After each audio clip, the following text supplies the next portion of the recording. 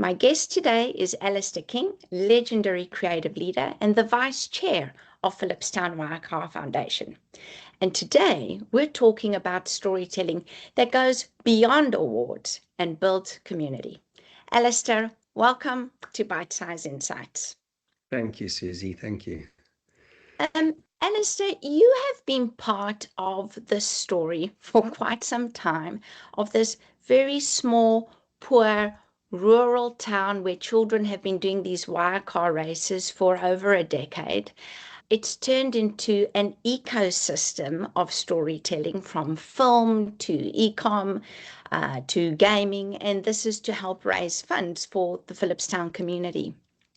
Please do take us back to the beginning.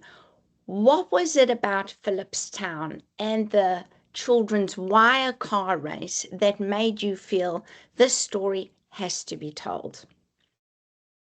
Anyone who's grown up with a wire car, as I have, your relationship with wire car making and building is very deep, and it's like one of those things you loved as a teenage child. And in South Africa, wire cars represent they're very symbolic, because they're made by the people that play with them, or by the fathers or the uncles or the grandfathers. So it really is a homemade toy, but it's a piece of engineering. It's got for those who don't really know what a wire car is, it's obviously a car made out of wire with the wheels made out of the tops and ends of spray cans or boot polish, those kinds of things. And the steering arm is one you can drive, and it moves the axle around. So it really is your first experience as a driver, and the feeling that you get when you drive a car, where when you point it in a direction, it goes in that direction. That's the feeling you get when you're kind of 10 years old. And so it already has a very warm place in my heart, as a kind of a toy unique to the Southern African region. And this idea really is the convergence of two big ideas that happened almost 10 years apart, actually. So the very first wire car race was held in Philipstown in around about 2010. Philipstown is a unique place, even when you're from South Africa. It's in the middle of the Karoo Desert. It is so isolated. In many respects, the people that live there, it's a microcosm of South Africa, because there's a legacy of poverty and social trauma in the town. But it really is an isolated community that came up with this extraordinary idea to have a race, a Grand Prix, no less, the audacity to call it a Grand Prix. Yes. And they still talk about it as the one and only Grand Prix on the African continent. And it was really created so that the kids could come and be distracted from the hardships of their lives. For once, every year the community throws their heart and soul into this race. The organizers have been doing it since 2010. And 10 years later than that, I heard about it. And like anyone who ever hears about this race, it tweaks your imagination. You kind of go, wow, that sounds incredible. Yeah. But I didn't do anything about it, because it was the middle of lockdown, and it was just a seed planted in my brain going, wow, there's this awesome event that happens in the middle of nowhere. And I was working with my creative teams on a different project, actually, and we were talking about wire cars. And of course, we all went, oh, we love wire cars. Wire cars are so awesome, And one of the guys said, we should tag them, and we should create a digital version of a wire car race, And yes. I said and everyone went, that's brilliant technology, and something as basic as a wire car. And that's when Philipstown popped back into my mind, and I said, hold on, there's a community that's actually doing this race. Yeah. Let's go and look at it. And so we did. Myself and one of my work colleagues, we jumped on a plane. It really is far from nowhere. You fly into the nearest town, which is Kimberley, with the home of all the big diamonds, and you drive 3 hours south into the desert. And there we encountered this community for the first time. And it was in that moment that we realized that this was much more than just creative idea that needed to be done. This was actually a celebration of a culture, of a group of people that were working very hard for each other, their passion for wire car racing, a community that virtually has very little going for it except this one remarkable idea, which is all theirs and theirs alone. It doesn't happen anywhere else in the world. And that became the kind of driving force of this campaign, which was like, let's go and showcase this town, its kids, the way they build wire cars, their love of wire car racing. And so the third big idea was born out of it, which was this ecosystem of built around wire car for the community of Philipstown. Incredible. I'm imagining you getting on that flight, landing in Kimberley, driving 3 hours. Paint a picture, like, what does this community look like? It's roughly about 5,000 people. Oh. In many ways, it looks to me like all the westerns, the American westerns, could be shot in the area surrounding Philipstown, because it's just vast desert with a few cactuses here and there, and these peaks, these hills that just have no trees or anything on it. And it's I guess its isolation is one of the very reasons why Philipstown ended up being the community that it is. It's weird because you can see that this community has nothing, but you don't feel it, because they just have this love for each other. The kids all grow up together in the streets, running around barefoot. The roads are virtually all dirt roads. They live in very simple houses, mostly shacks, actually made out of steel and anything you can find. Actually, they kind of see for the first time what poverty looks like in an African context, and it really grounds you.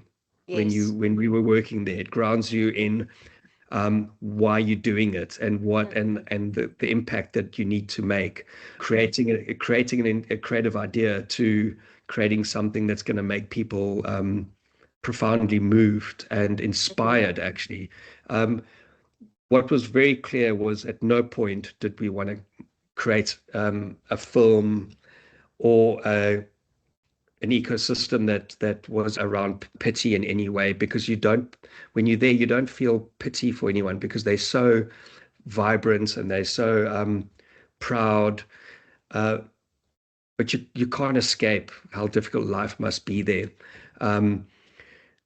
So we were really driven by the need to do something that was really impactful from a creative point of view, first and foremost, because you need the world to see it. You need the world to pay attention to it. You need the world to be moved to action in one way or the form, and those actions can be big and they can be really small. They can be micro donations, they can be playing of the game, and all the way up to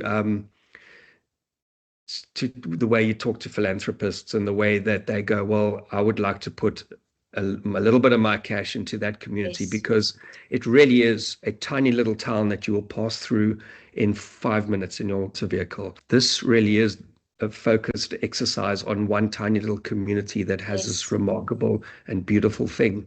I remember asking the founder of the Wire Car Foundation, saying, what would you like to get from this? And she said, I'd like to give the community their pride and their dignity.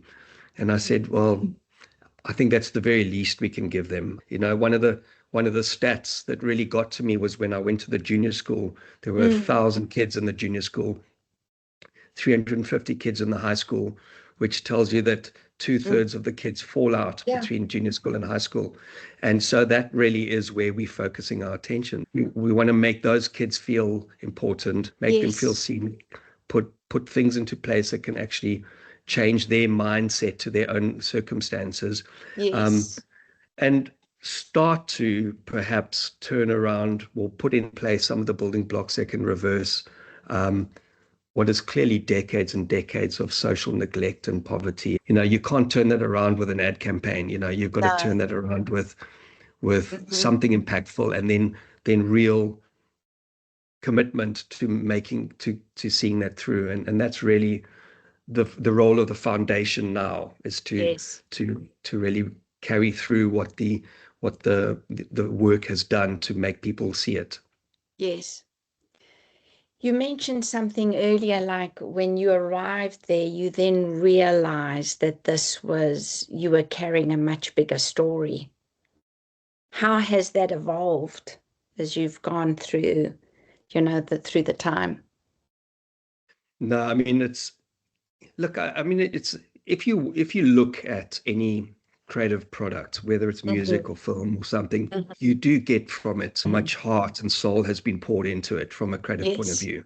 And from the get-go, we were completely hook, line, and sinker involved in this community and in their lives. And we were kind of determined to do something that would really make the world go, wow, this thing is incredible. When you're making a film, you start talking to kids about their lives, you start seeing the realities, and Mm. you can't evade that when Yeah. you're capturing a documentary and you're Mm-hmm. following the lives of 8 kids.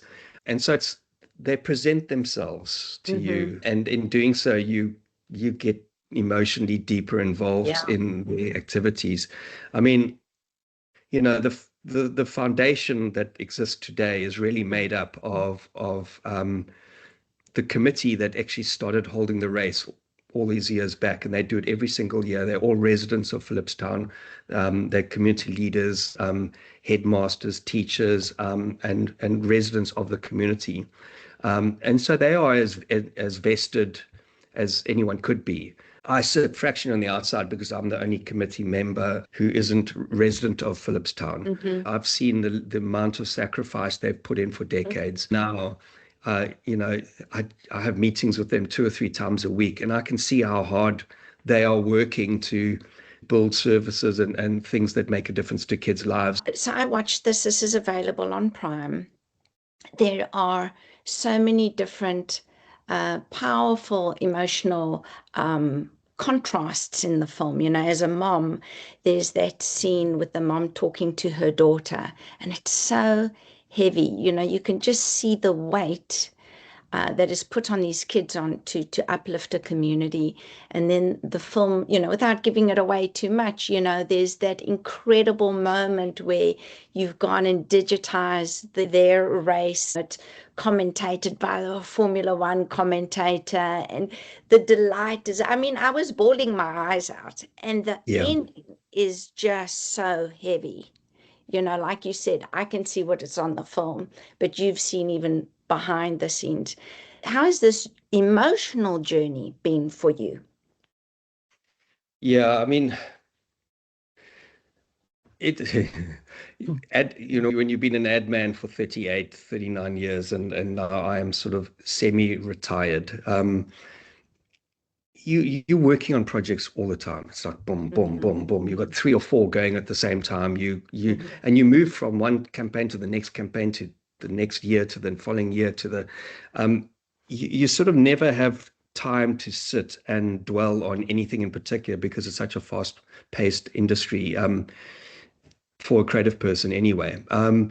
This project, which started in 2020, and now we sit in 2026, and it's already got 6 years of emotion invested into it. It's already far surpassing anything that I've ever had to do in my life, and some. There's going to be another decade of me being involved with this foundation. You get to meet 8 different children. And they are from very different circumstances to each other. Some are a little bit better off than others. What they have in common is that they all love this wire car racing. But you get to dip in and out of their lives, with some of them with their families. And you start to see, I guess, like a cross section of how people relate to their parents. And for me, it was very sobering because, I have a 12-year-old daughter. So she's coming into the age which would have made her sort of the same age as some of the kids in the film. And I get to see how she is in the world and how she relates to the world. And then I get to see these kids who, and it's quite, it's humbling, as you pointed out. They talk about their need to contribute to their own communities. And Yes. it's an incredible thing, because I don't know how many parents have that conversation with their kids today from Yeah. privileged upbringings, that it's just Yeah. not really, it's not on the table really. But for Yes. them it is, because they are fully aware of what's they've got and what they don't have, and Yeah. all they have is each other to try Yeah. and change their circumstances.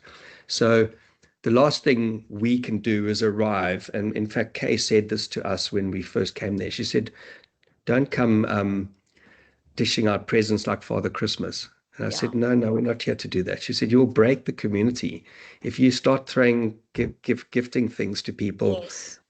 How Hmm. will that make the people who don't have those things? And those Yeah. little observations that are made really get you to think very carefully about what success will look like. Yes. How many lives can we affect here? Hmm. How much attitude, how many kids can we help sort of nurture through a very tricky part of their lives. And in the end, I guess, if there's 550 kids in the high school, that's a lot of progress. And Yes. when those Yes. with those kids that get to matric, and there's a few of them in the film that most certainly will get their matric, but you trying to sustain beyond that, so that there are Yes. 2 or 3 or 4 role models coming out of Philipstown for the rest of the community, so that it doesn't feel like a lost cause, that it's worth working for together as a community. And that's really all we can hope to achieve. I mean, I am now fully retired in the sense that I'm not actively involved in making advertising anymore. And this is my life now. So, Yes. you ask how involved are you, or how emotional has that journey been? It's Very. been total. It's been Yeah. total.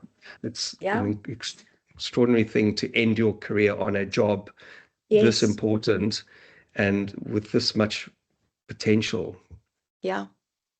For viewers, just now you mentioned some kids are better off than others. And I think for someone who doesn't come from South Africa, that might look like um, a child being better off, meaning they've got shoes, Mm, right? yeah, Yeah. yeah. The head of the architecture faculty at Bloemfontein University of the Free State saw the Wire Car film, decided to make it part of their syllabus for first-year architecture students. How So they fantastic. they now, as part of their exercise, have built wire cars, and they are bringing their wire cars to the race on the 12th of September. And they are showing us how they build wire cars. And so there's 20 of them, and the dean there has said it's the most incredible thing to watch them have to, because they've got it's problem solving of the highest order. A lot of Yes. these kids haven't, in design is one thing, but Yeah. Form engineering and that function. works Yeah. is another. Yeah. So the whole that's sort of sparked. So we now collaborating to build up out a syllabus for kids with modules where they can learn how to build a wire car. And Brilliant. yeah, so it's just one of those collaborations that makes me think schools will be very big for us, actually.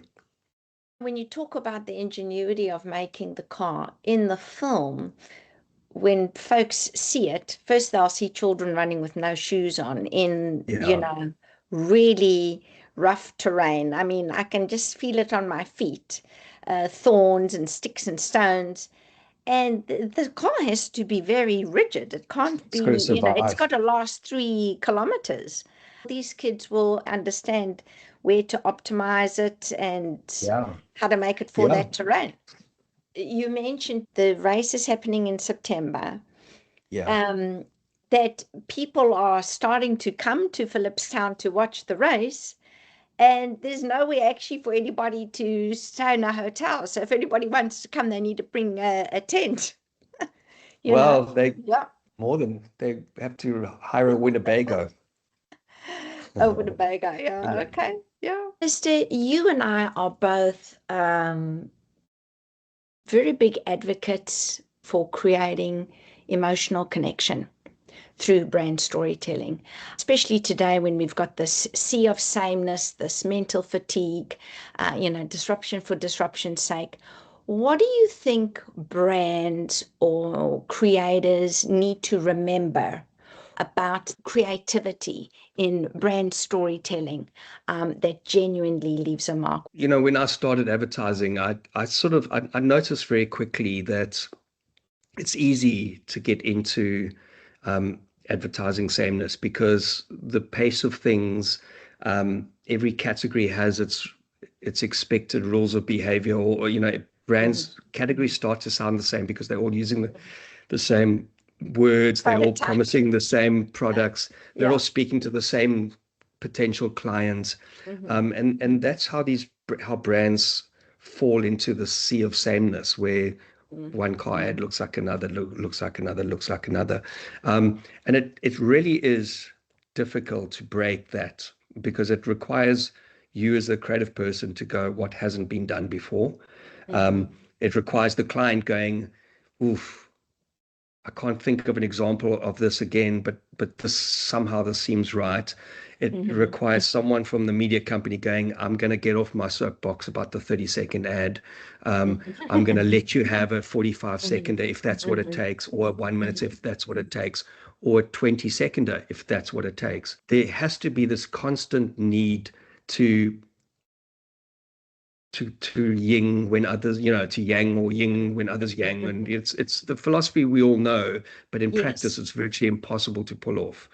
I suppose it starts with the creative people writing things which are already offbeat. Then it requires committed creative directors and chief creative directors and creative officers who have enough fight in them to say to the client, trust me, this is brilliant. And the client has to trust them, because if they trust them and it doesn't work, the next time they won't trust them and you've blown your shot. So you can't just go, trust me, this is brilliant every single time. You better choose your fights very carefully. For me, a starting point as a creative person is to hold up, whenever you're making advertising in any category, you've got to hold up the category and look at it and go, okay, what shouldn't I do? Because if that's all of that is what I shouldn't do. Start from a different point of view is the best way to start. Is set out to create something different and contrarian and arresting, because it's the only way you're going to get your value for your bang for your buck in terms of being seen. If someone watches this film and feels moved, what do you want them to do next? Well, I think go and experience it through the film, because the film is 1 hour, 12 minutes of a world you've never seen before. It's in Afrikaans with subtitles. The music will blow your mind. The filmmaking is magnificent. I do want to pay tribute to my creatives and to Accenture, who backed this and gave access to all the incredible creatives around the world. We worked with a company called Macavision in Hamburg, who are very famous for doing great CGI work. They did that. The game was developed in Hungary and London. So all of these incredible creatives came on board for this project, and it plays out beautifully in the film because it's a spectacle and a very powerful one. There's a great game, and there's an ecosystem. They're all just an invitation to be involved. So you can do it very light touch. You can play the game, buy some accessories, compete in the game against the kids themselves, make a micro donation, put on some cool mag wheels, modify your cards. All of that money goes straight to the foundation. Same as the film, whatever money comes by the film goes into the foundation, and you can go to the e-commerce site. You can buy wire cars. Right. You can buy merchandising.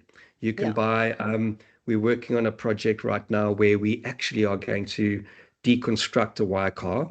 In fact, we're going to create a few wire cars, deconstruct them, create videos that enable you to buy the kit and build a wire car with your son and your daughter, so that it becomes sort of, wherever you are in the world, you can experience what it's like to build a wire car. And they're very technically quite difficult. I'm personally looking for very generous-minded people, either corporates or individuals in the world, philanthropists, anyone who looks at this film and is moved by it, who says, I'm going to put something towards this community because I believe in their spirit. It's a small community that has a big vision to make itself successful and to spread car culture across South Africa. The game Yes. has massive branding opportunity in the game. We've actually built it like it's a car race. Yes.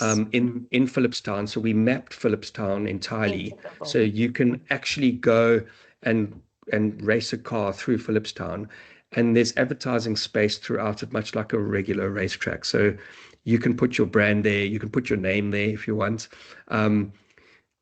We've designed it so that people can come in and go out and get something from it. We're not just asking for donations. Yes. And I saw that you sent a wire card to Lewis Hamilton. Yes, well, we have to thank Shell for that. We've been trying to get to Lewis Hamilton if he watches your podcast, Lewis. We've been trying to get hold of you for several years now. The kids talk about Lewis Hamilton,